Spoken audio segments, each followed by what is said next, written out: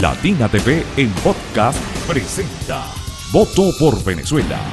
Saludos, bienvenidos a Latina Podcast. En esta oportunidad, Voto por Venezuela, análisis electoral, es el podcast que vamos a iniciar, producto de que estamos ya en la campaña electoral y vienen las elecciones el próximo 28 de julio. Y vamos a tener analistas, vamos a tener entrevistados. Hoy nos acompaña el sociólogo y analista político José Ramón Arriechi, conocido aquí como Monche.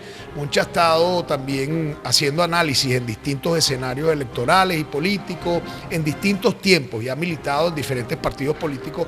Por eso vamos a tener hoy un análisis de lujo en Latina Podcast, Voto por Venezuela, análisis electoral. Monche, gracias por acompañarnos.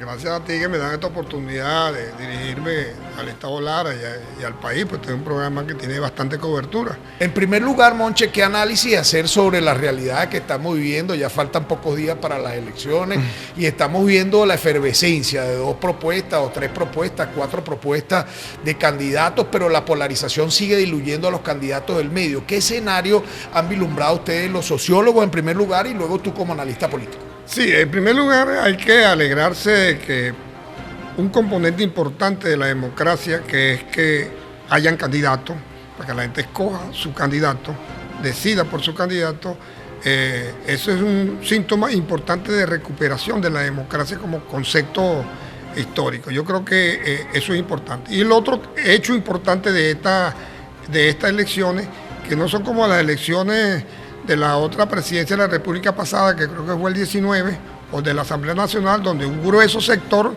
llamó a la abstención. Y llamaron a la abstención y gracias a eso, un solo partido, que es el PSUV, tiene hegemonía en la Asamblea Nacional y en consecuencia controla el TCJ, controla el CNE, controla la Fiscalía, controla la Contraloría.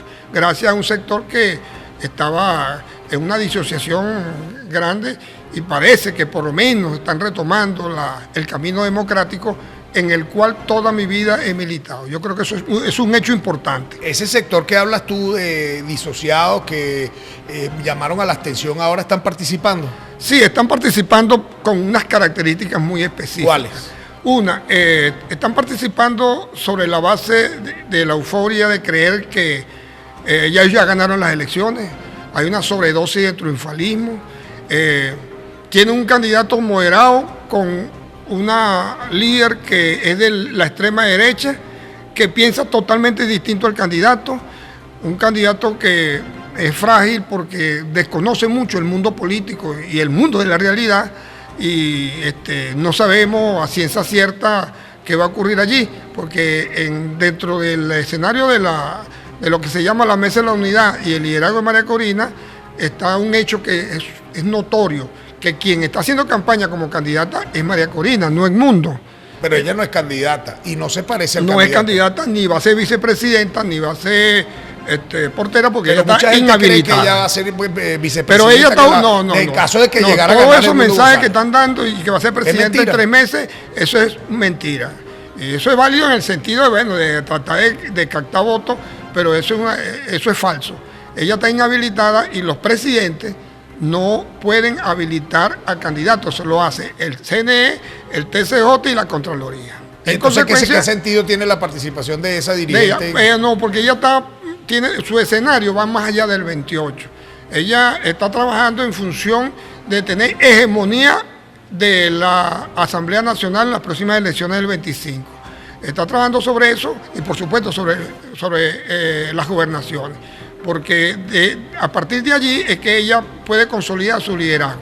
Y obviamente tú notas cómo ella está consolidando eso frente a sus aliados. Sus aliados simplemente hacen el papel del que está arrimado, el que está allí, pero prácticamente no los dejan ni siquiera participar, no los suben a la tarima, los excluyen. Eso es una contradicción que todavía está allí vigente y no sabemos qué va a pasar allí en ese sentido. Ahora fíjate, por un lado están ellos, por otro lado hay otros participando en esta contienda electoral, y ese escenario del cual tú hablas de triunfalismo da cuenta de que ya ellos están contabilizando y están cobrando un triunfo que todavía no tienen, y eso puede ser de alguna manera difícil, fíjate, y de excepción para muchos. Sí, si tú partes del principio de los escenarios, el escenario de ellos es sacar más de que hayan votantes más de 12 millones de electores, cosa sumamente difícil. ¿Por qué es difícil? Porque hay una abstención que es estructural, que no es política. Vamos a ponerte un ejemplo, uno lo oye en la calle. Hay gente que te dice, no, yo no voy a votar porque si no trabajo no como.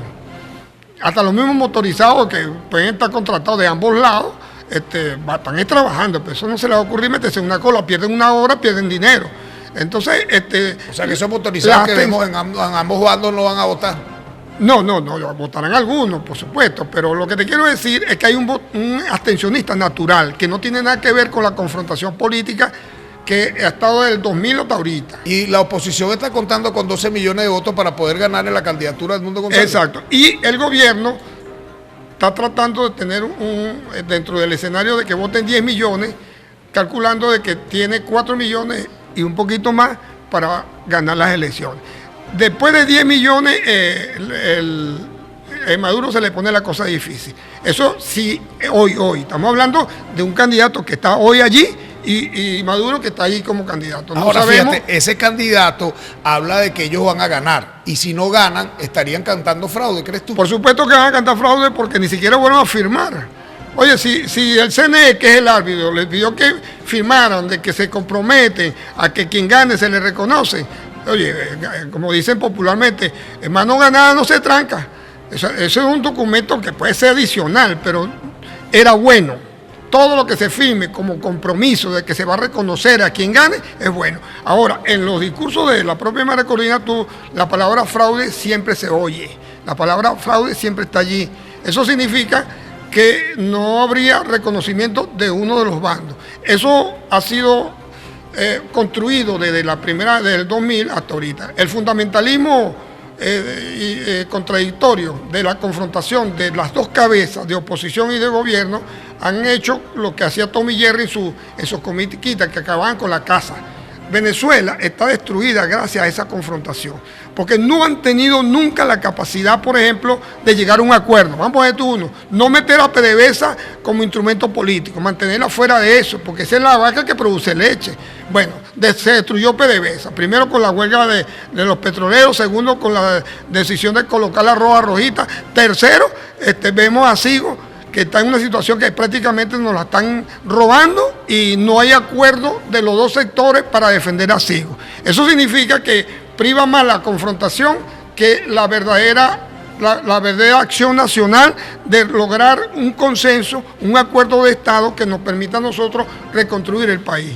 Ahora, fíjate, se habla de proceso de transición, que si ya hablaron con que si ya hablaron con el otro, que la cosa ya está acordada. ¿Qué piensas tú de eso? No. Aquí hay la posibilidad de una transición. No, pero es que la palabra transición conceptualmente no tiene muchas debilidades en este periodo. Aquí lo que hay es un cambio de gobierno y un gobierno que tiene que encargarse de rehacer el país, que el país está virtualmente en ruina. Tiene anomia todas las instituciones, hay que reformar el Estado, hay que renegociar la deuda, hay que lograr que nos reconozca el Fondo Monetario Internacional y nos reconozca el Banco Mundial para los efectos de nuevos créditos para invertirlo en electricidad, en agua y en PDVSA. O sea, hay que hacer un conjunto de cosas que tienen que ver con mejorar las condiciones. Yo diría más bien que en vez de hablar de la palabra transición, pues transición es cuando tú estás en una dictadura. Pero aquí conceptualmente no estás en una dictadura. Aquí no estamos en una dictadura. Sin embargo, aquí hay mucha gente que dice que estamos en una dictadura. ¿Estamos en una dictadura? No, estamos en una dictadura. No estamos en un gobierno autoritario, un gobierno autoritario, totalitario. Gracias a esa confrontación, la oposición le ha dado todo el poder al gobierno. Pero también estamos en presencia de una oposición que ha cometido una cantidad de errores que no les ha permitido la alternabilidad del poder. Por supuesto que aquí Chávez ha podido perder unas elecciones, las segundas elecciones, pero ellos se dedicaron. Hay un problema que yo creo que es bueno decir.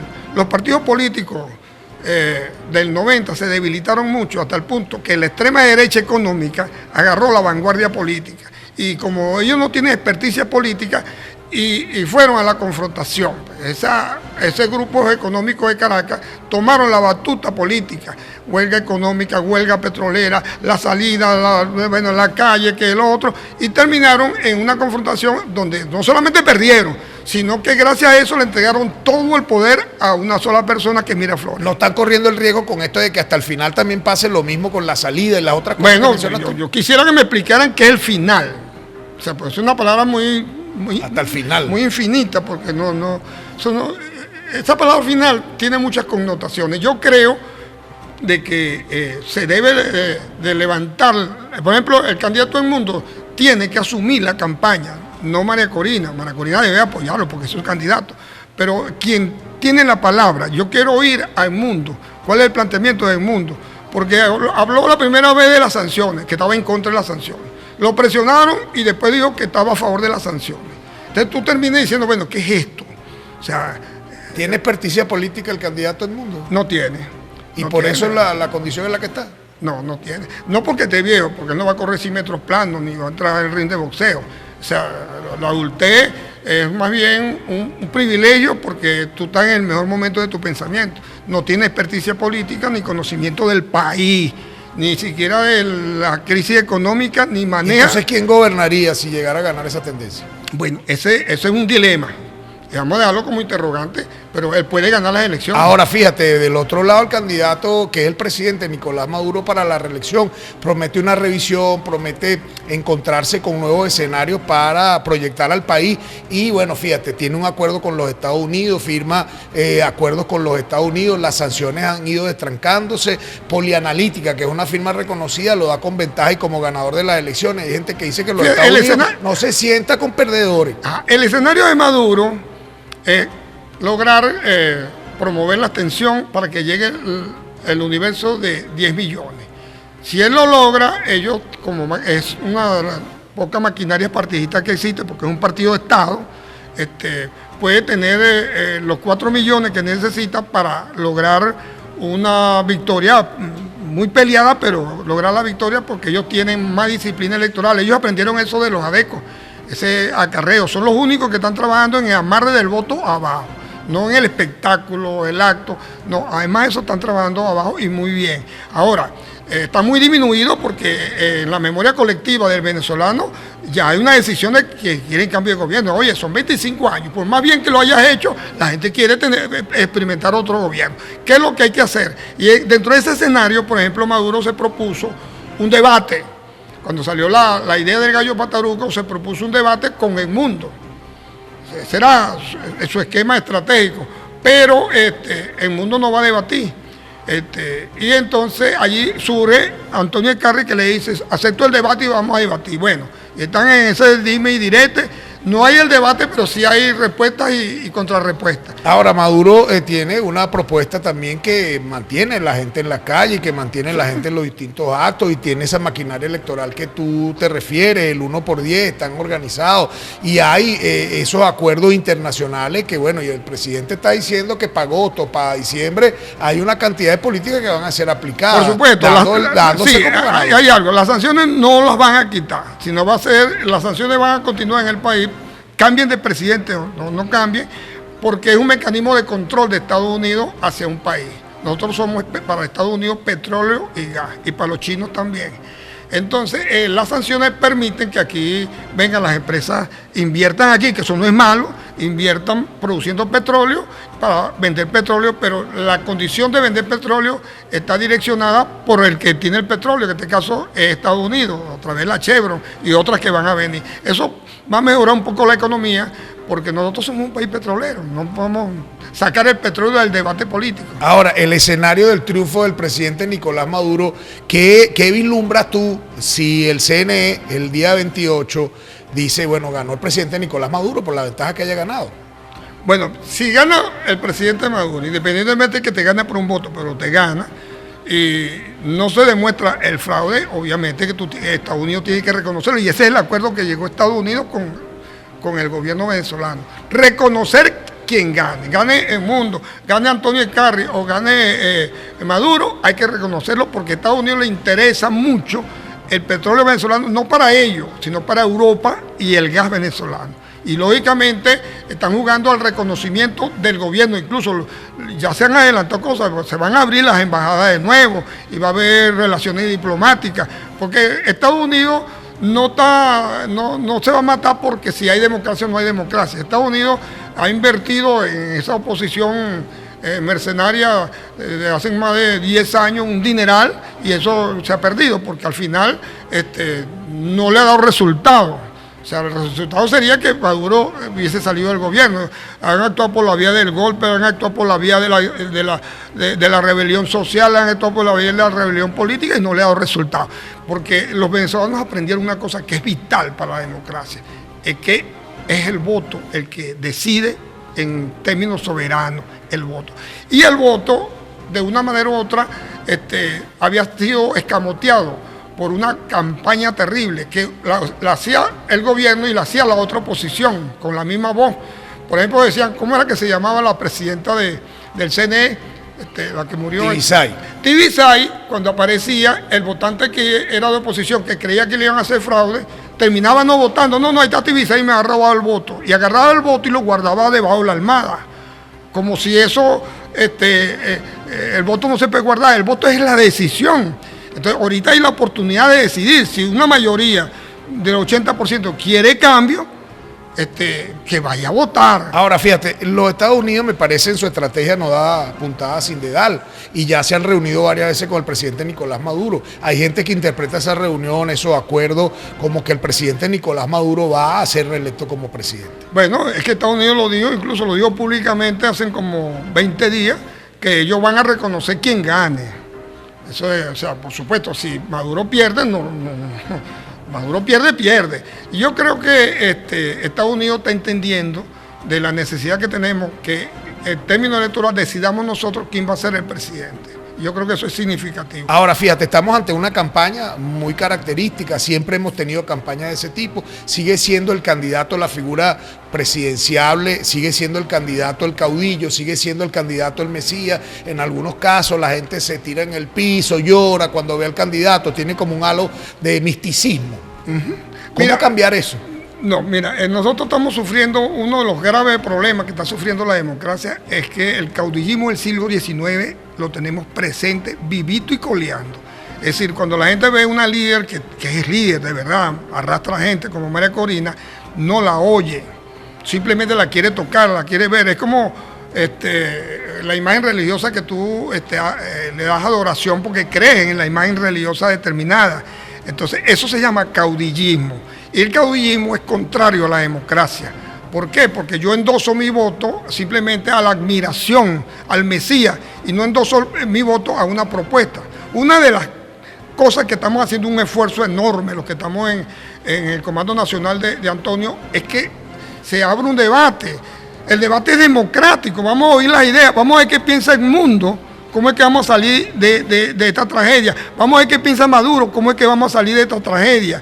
Vamos a ver qué piensa Scarri como propuesta. No solamente decir que yo soy oposición y a mí tiene que darme el voto porque el gobierno tiene que salir.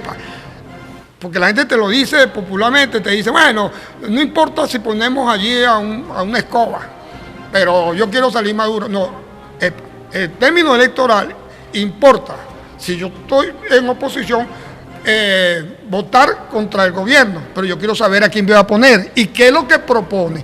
Yo creo que en este periodo muy corto, pero muy largo a la vez, porque en la política los tiempos son distintos.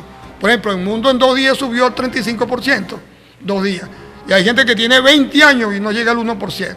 Trabajando pero también en 2 días puede bajar. Son circunstancias. Puede bajar, puede subir. Eso, o sea, lo que te quiero decir es que los tiempos, los minutos son días.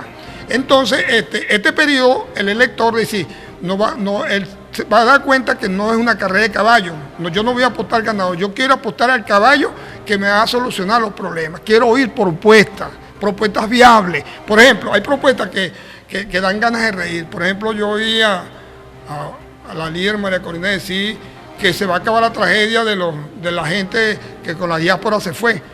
Es que la gente no se va a venir a las 8 de la mañana. ¿Y qué va a hacer aquí? Si hay que reconstruir el país, hacerlo atractivo para que los muchachos puedan tener proyectos de vida para acá. Y eso amerita un tiempo. Entonces yo creo que hay que hablar con seriedad y con viabilidad. Entonces cuando tú notas que la campaña mediática que se viene haciendo en el país es simplemente símbolo, dato, pero no hay idea, se está socavando lo poco que queda. También veo que la campaña se basa en el señalamiento de problemas sobre la luz, los servicios, la gasolina, la gente que se fue, pero no hay planteamiento de soluciones ni propuestas. Entonces, por eso es que es necesario. Ojalá el CNE agarre a los candidatos y le diga, es obligación que se sienten ahí y debatan, para que la gente oiga las propuestas. Y entonces allí el elector comienza a decir, epa, pero es que este está haciendo un planteamiento claro. Por ejemplo, la educación. La educación es la clave de cualquier país que se quiera desarrollar. Taiwán lo hizo, Japón lo hizo, todos los países de desarrollo tardío usaron la educación como instrumento para desarrollar. Fíjate un fenómeno, los venezolanos, la mayoría son emprendedores. Un maestro no te vive del sueldo, tiene su negocito, una venta de cambur, de perro caliente, cualquier cosa. Si nosotros estimulamos una educación para mejorar sus condiciones empresariales a esos niveles populares, nosotros estamos enseñándole al venezolano que no se debe vivir el Estado, porque el Estado populista ya murió porque no tiene dinero para mantener el populismo. Entonces allí viene un elemento que coloca a la sociedad. Y te puedo decir con claridad, por ejemplo, en los barrios de Caracas, yo estuve en Petare, estuve en Magallanes de Katia, y una cosa increíble, allí no hay pelea entre chavistas y antichavistas. Hacen un sancocho y recolectan una plata para poner una tubería. Eso significa que los venezolanos comenzaron, en términos de emprendimiento, a asumir las responsabilidades, que antes todo eran del Estado. El Estado era todo. Ahora, ese Estado populista no es posible en estos momentos. Vamos a construir un Estado donde la sociedad y el sector privado tienen que tener relevancia. Por supuesto que con el control poliárquico del Estado, porque es el que pone las reglas de juego. Pero hay que aperturar, en crisis como esta, hay que aperturar el sector privado, la inversión extranjera. Hay que reformar la ley petrolera para que lleguen más empresas, porque nos interesa mucho salir del 1 millón de barriles diarios que podemos tener en estos momentos y colocarnos en 3 millones de barriles. Ahora, Monche, en cada campaña vemos que la gente hace propuestas, promesas, habla de los problemas, y los que están en el gobierno, como el caso del presidente Maduro, la reelección, hacen el mea culpa de que van a cambiar, y comienzan también a estar por los estados señalando que hay problemas que deben corregir las autoridades locales que no lo hacen. ¿Qué piensas tú de esto? Bueno, fíjate, el presidente Maduro dice que tiene proyectos, que los demás no tienen proyectos. Y eso es mentira. El proyecto de Maduro es la continuación de lo que llaman el Plan de la Patria, que al final fue la destrucción del país. O sea, allí no hay propuesta. Yo pienso que el gobierno de Maduro tiene un problema serio, que es que se mantiene en el gobierno, pero no gobierna. Por eso tú lo ves en plena campaña regañando a un ministro. Tú no necesitas de regañar a un ministro por televisión. Es una manera de echarle la culpa a otra. Lo que hay que hacer es, ¿cómo es que vamos a salir? Él ha tomado algunas medidas económicas importantes, de esas que llaman liberal, que yo creo que son importantes porque es la apertura al sector privado, porque el Estado no es todo, el Estado no puede ser bodeguero, no puede ser empresario, ese no es el papel del Estado. Hay que estimular el desarrollo de la sociedad privada. Sin embargo, Maduro dice que se ha mantenido en medio de sanciones, guerra económica, y bueno, ha guapeado Maduro, ha guapeado y ha estado ahí, y fíjate, en los últimos tiempos hasta ha habido recuperación económica. No, también es cierto, sí ha habido, pero todavía no hemos salido del sótano, nos hemos subido unos pisitos, pero lento. Yo creo le ha tocado duro al presidente Maduro. Yo creo que sí, las sanciones, por supuesto. Quien diga que las sanciones no nos hacen daño, o es un ignorante o es un traidor a la patria, porque está afectando especialmente a los sectores más débiles de la sociedad. Ahora fíjate, quienes van a venir a gobernar en caso de que gane la otra opción es esa gente que fue a pedir sanciones, y es gente que tú hablas de esa oposición que generó una cantidad de escenarios que terminaron afectando a la población venezolana. Por supuesto. Y eso lo van a traer, porque yo estoy seguro que en un triunfo, en un escenario donde Edmundo González, bueno, va a venir Ledesma, va a venir Vecchio, va a venir Julio Borges, una cantidad de gente que está fuera del país. Ellos deberían venir para que se le abra una investigación penal por los recursos que de una manera u otra se han perdido a nivel internacional consigo. Y con porque fíjate, empresas. Por ahí, bueno, la gente cuestiona. Esas negociaciones de Leopoldo con las petroleras venezolanas, con Ramírez, no son casuísticas. Que eso hay que investigar. Ahora, ellos tienen pensado venir le estamos diciendo al fiscal. El fiscal tiene preso a los ladrones, pero no dice ni cuánto se robaron ni dónde está la plata. O sea, yo sí soy buen policía, no solamente pongo preso al que mató a la persona, sino que aquí está el cadáver. Y eso no ocurre. En Venezuela la justicia es muy extraña. Ahora fíjate, se han puesto presos en este afer de corrupción a una cantidad, incluso al ministro Tarek El Aizami, vicepresidente económico, presidente de PDVSA y una cantidad de gente. Pero los de la oposición se fueron, estando involucrados también en el manejo de recursos y no rindieron cuenta por esos recursos. Pero es que el gobierno maneja el Estado con discrecionalidad, porque el Estado está como no débil, está ausente. Entonces la justicia depende de si me conviene o no me conviene ponerlo preso. ¿Cuándo ponen preso a Alzami? Cuando estaba en una jugada política totalmente distinta a la de Maduro. ¿Cuándo sale Ramírez? Cuando estaba en una jugada política distinta. O sea, él se convierte en ladrón cuando no está ya alineado con el gobierno. Entonces, eso también es grave. ¿Por qué es grave? Porque eso significa la inexistencia del Estado. El Estado es la institución que garantiza la justicia y la ley. Robe quien robe, en el momento que robe, tiene que ser sancionado. Lamentablemente Venezuela tiene una crisis de concepto de república muy grave. Venezuela ya no es una república, Venezuela es un territorio, pero que no tiene dominio del territorio, ni siquiera en los barrios. Ahora fíjate, Monche, ahí la polarización que siempre se da en los procesos electorales, y hay una cantidad de candidatos en el medio que terminan pulverizados por esa polarización. Esos candidatos en el medio, ¿cuál es el comportamiento que tienen en este momento? Yo siempre he estado metido en medio de la polarización. Cuando el MAT fuimos triturados por la polarización de Yadico Pérez. Y en estos momentos también se corre el riesgo. Por ejemplo, Antonio Carri tiene una aceptación de 10 a 12%, está bien colocado para los efectos del desarrollo de su campaña. Pero corremos el riesgo de ser triturados porque se dan como unos axiomas inconsciente. Es decir, si yo estoy contra el gobierno, yo voto por este porque este es el que va a ganar. O sea, sin importarme quién es. Por eso el esfuerzo que estamos haciendo es que se oigan las ideas. La democracia es la confrontación de ideas, de debate, para que la gente busque los puntos fundamentales del candidato para saber si va a votar por A, por B o por C. Eso no es tan fácil, o sea, es un esfuerzo enorme que hay que hacer, porque eso es lo que puede contribuir. Si logramos eso, estamos contribuyendo que a quien gane tenga una propuesta de Estado. Venezuela necesita de que entendamos culturalmente que somos ARPA 4 y más. Ahora fíjate, los que están en el medio ahorita son los alacranes, le dicen alacranes, y tú estás apoyando a Carri, o estás trabajando por la candidatura de Carri. ¿Tú eres alacrán? ¿Te consideras alacrán? No me considero alacrán y ni le doy importancia, porque esa palabra alacrán es un epíteto. Los epítetos y los clichés se usan para no dialogar, para negar la democracia. Es decir, si no me oyen, entonces tú eres alacrán y listo. O te dicen de esta manera, si tú no votas por el mundo, entonces tú estás con el gobierno. No, yo soy de oposición y el único requisito que hay para ser opositor es que vamos a votar contra Maduro. Pero tú no me puedes obligar, no me puedes extorsionar, no me puedes chantajear que tengo que votar por un candidato si yo creo que ese candidato no puede dirigir el país, porque estamos en un momento muy complejo, muy difícil, Mateo. Este es el momento más difícil que está viviendo Venezuela, que necesitamos reconstruir. Entonces necesitamos a alguien con autoridad, que amance el conflicto, que una al país, que no importa que los chavistas, ven, siéntense aquí conmigo, los antichavistas, siéntense aquí conmigo, vamos a reconstruir el país, no importa cómo piense, porque si seguimos con la confrontación, ahora le toca a la oposición, entonces la oposición va a hacer no una reforma, una constituyente, para aplastar al otro sector, vamos a seguir en el mismo jueguito que ha destruido el país. Entonces estamos en el péndulo se cambia, pero seguimos con lo mismo. Por eso es que te digo que el modelo político construido después del 90 es un modelo bimodal, donde la oposición es idéntica al gobierno. Por ejemplo, ¿cuál es la diferencia del autoritarismo de la oposición y el autoritarismo del gobierno? Es la misma. ¿Por qué? Porque lo que está deficiente es la cultura democrática, de respeto al otro.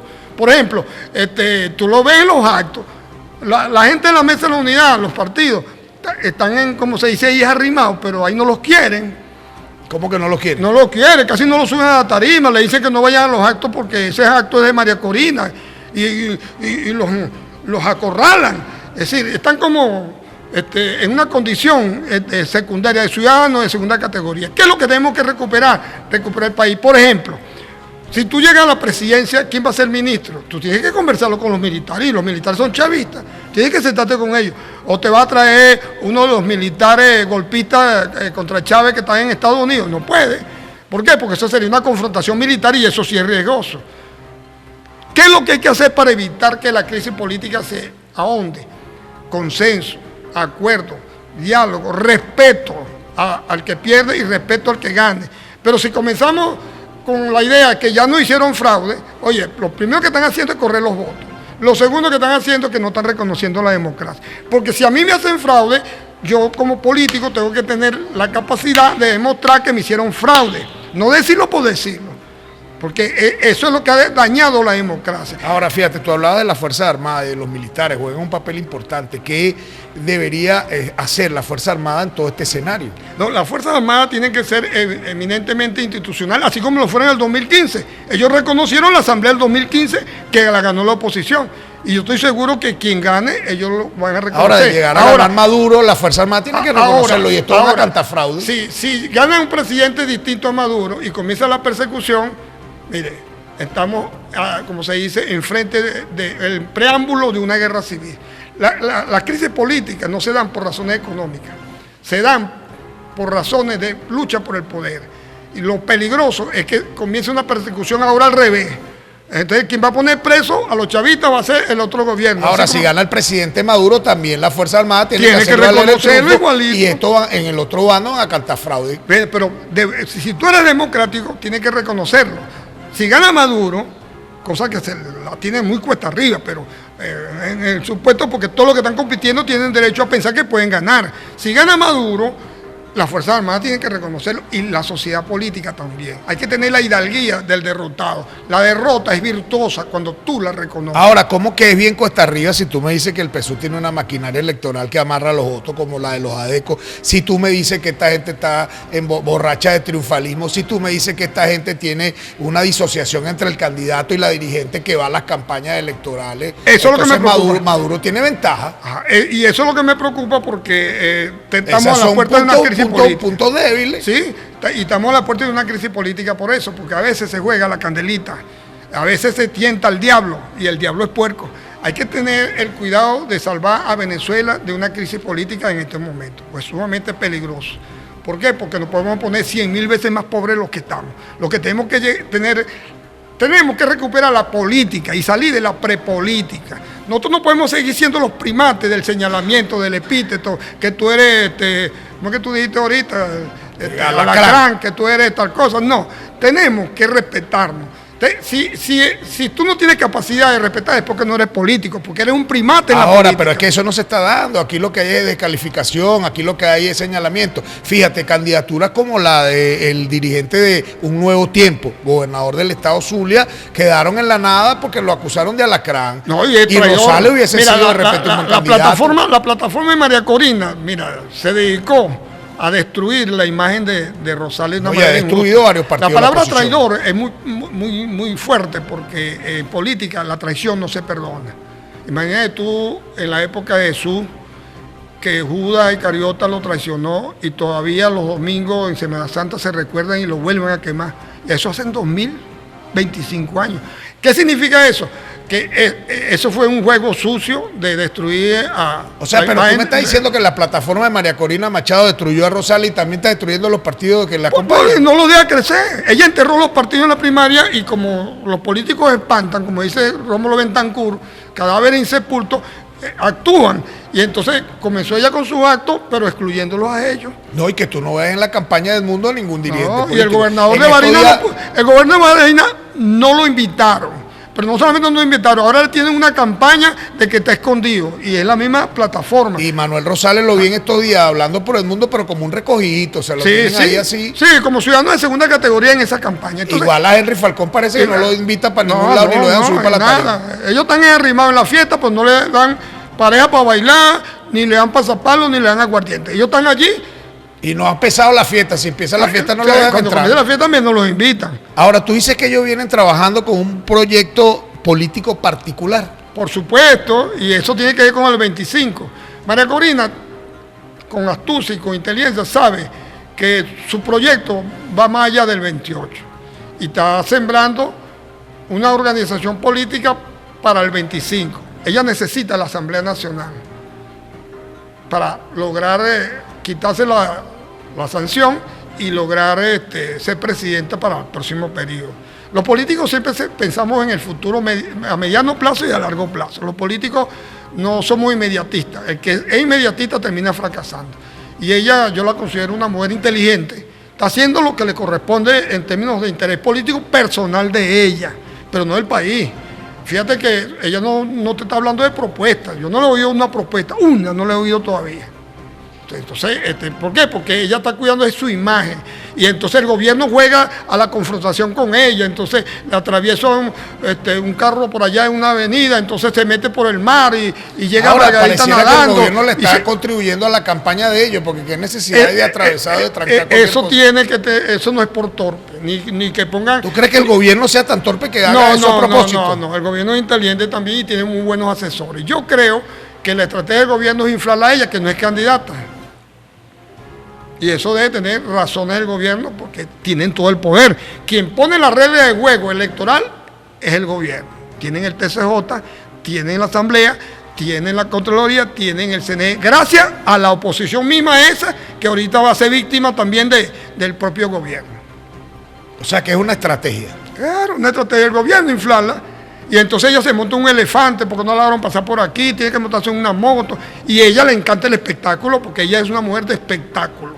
Ella todo lo que hace, por ejemplo, en Mérida habían como 10,000 personas y una señora en medio, una señora joven estaba llorando. Y ya tenían, Hurgando la emotividad de la gente. y el camarógrafo la pone como hace un camarógrafo para ver una mujer en 10,000 personas llorando en medio de un acto. Eso estaba ya programado. Todo lo que hace ella es programado mediáticamente. Ella tiene una plataforma tecnológica 3 veces mejor que la del propio gobierno. Entonces, no estamos hablando de cualquier cosa. Y recuérdate que hoy en día la política es comunicación. El que no tiene la comunicación está fuera de la política. Y hoy en día la política tiene las nuevas plataformas. ¿Cómo ves tú esa campaña electoral que se desarrolla ahorita con drones, con gran angular, donde se ven calles llenas de gente de un lado y de otro? Eso a la larga produce un efecto que la gente dice, oye, este tiene más, pero ese efecto se traslada al día de la votación. No, ni tampoco las encuestas. Recuérdate que el encuestador trabaja con la intención del voto. Te mide, como un laboratorio te mide el colesterol y te mide, hasta ahí llegan los indicadores. Pero no es lo mismo la intencionalidad de voto que la concreción del voto. Y hay experiencias inmensas. No es que las encuestas se equivocan, no. Ellos te miden un momento de intencionalidad. El que te dice que está en una hamaca y lo entrevistan por teléfono o personalmente, ¿usted por qué va a votar? Él te dice, voy a votar por el candidato A. Pero si le hacen una batería seria de preguntas, y le preguntan, ¿está seguro?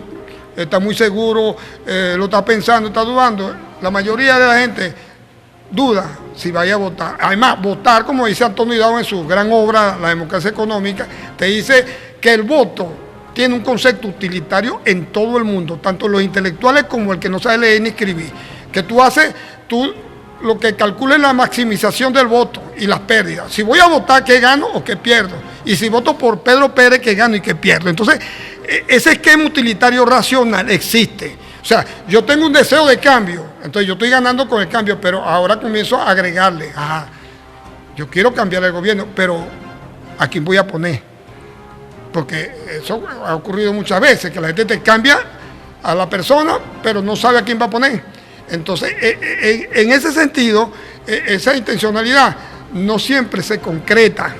Eso depende de maquinaria y depende de fortalecer el voto blando. Ahora, fíjate, hay una dicotomía también en la campaña electoral entre quien representa al pueblo y quien representa a la extrema derecha, a los poderes económicos, y eso se traduce también en imágenes. El gallo pinto, el gallo pataruco, el que está con el pueblo, el que no está con el pueblo, y queda en el medio un montón de gente que no se ubica en esos extremos. Claro, no solamente no se ubican en los extremos, la gente es lo que le pide, la gente...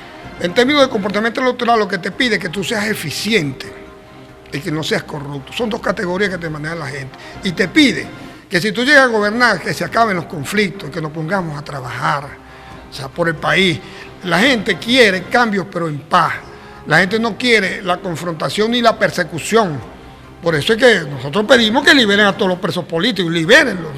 Eso no tiene sentido tener presos políticos. Ahora, un preso por corrupción ya es otra cosa, ya es una cuestión penal. Pero el grueso de los que quieren cambio, yo te diría que llega a más de un 55%, dice que el cambio es por la vía democrática, en paz y a favor del país. Te está hablando de otras cosas, no solamente cambiar por cambiar. Yo quiero saber a quién van a poner ahí, dice el elector. Y el elector ahorita está obligado a hacer un esfuerzo a ver cuáles son los candidatos que le proponen algo que le interese a él, para él ir a votar. Si no le interesa, no va a votar. Ahora, Monchi, hay partidos tradicionales como Acción Democrática y COPEI que tienen sus candidatos y van a votar por sus tarjetas. Sí, fíjate que Martínez, Luis Eduardo Martínez aparece como 0.5. Él. Pero ADE y COPEI existen. Son dos partidos que fueron partidos de Estado y tienen una categoría que sociológicamente es muy importante, que es identificación partidaria. Mucha gente va a votar por ADE y por COPEI, porque fueron copeyando toda la vida y porque son ADECO toda la vida. Entonces es mentira que Martínez va a sacar 0.5, va a sacar un poquito más, porque todavía queda. Esos partidos están muy disminuidos, prácticamente están destruidos, pero la simbología existe. Son dos partidos. El tercer partido que tiene identificación partidaria es el PSUV. Nosotros somos fuerzas nuevas, somos fuerzas emergentes, con un candidato nuevo. Tenemos a Antonio Ecarri con Avanzada, con Cambiemos, con Lápiz, con el Movimiento Ecológico, con Fuerza Vecinal, con el MIN, fuerzas nuevas. Pero estamos tratando de colocarnos para el siglo XXI, crear organizaciones para el siglo XXI. Esas fuerzas nuevas han recibido recursos del gobierno. No.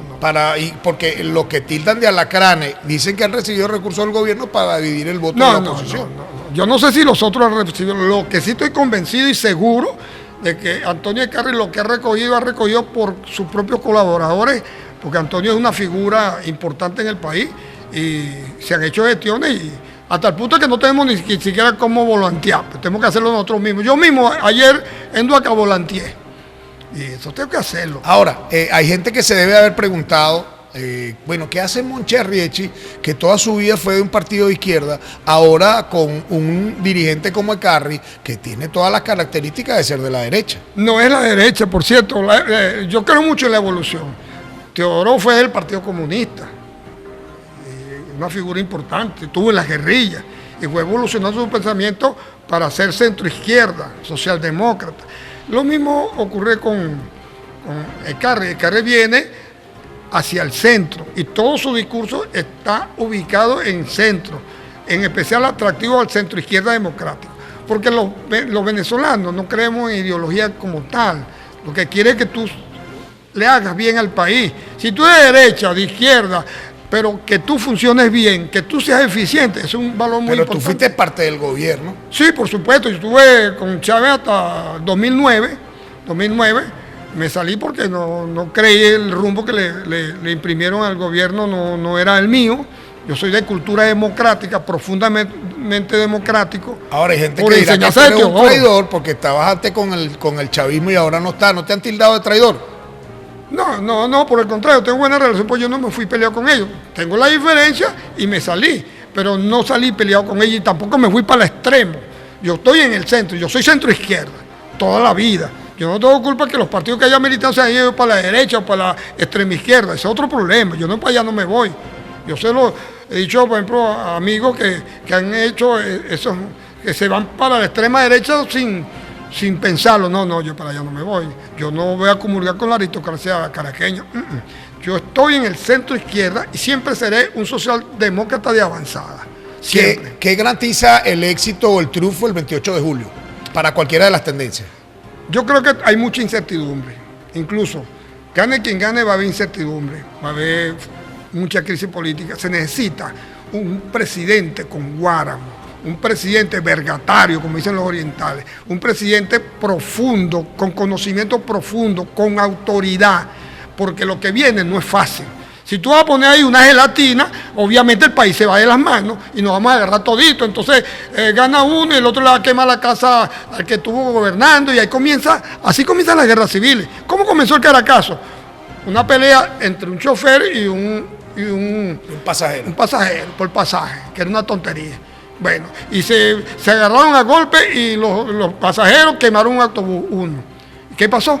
Arrasaron con toda Caracas, porque los pueblos son letárgicos, muy letárgicos y son tranquilos, pero cuando se alborotan, las neuronas se conectan todas y comienza un proceso de violencia que es indetenible. Tú tienes que tener ese presidente con guáramo, que una al país, y eso no es fácil. Por eso digo yo que estamos en una coyuntura muy difícil para lo que viene después del 28. Por eso nosotros en Latina Podcast, Voto por Venezuela, análisis electoral, tenemos este tipo de análisis y lo vamos a tener lunes y viernes cada noche para que usted pueda tomar su decisión y tener, por supuesto, esa mejor opción, como la tenemos nosotros en Latina Podcast. Llegamos al final. Gracias, Monchi, por participar con nosotros. Igualmente. Gracias a ustedes.